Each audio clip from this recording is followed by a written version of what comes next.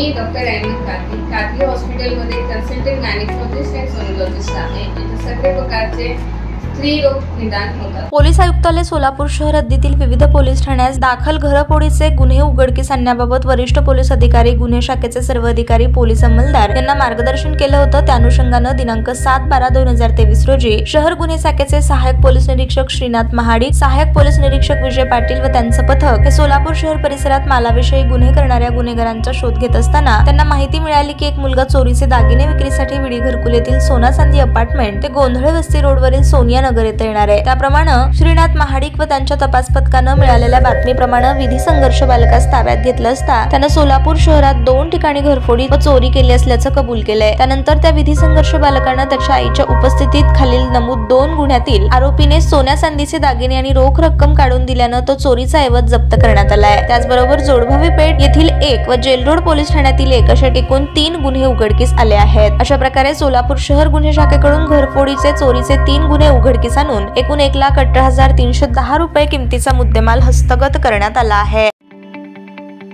ताज्या बातम्या पाहण्यासाठी प्राईम महाराष्ट्र न्यूज चॅनलला सबस्क्राईब करा.